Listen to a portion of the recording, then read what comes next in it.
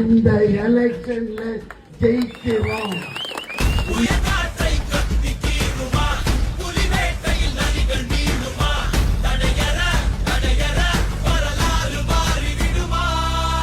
சாலிடா Srinath Anna MLA.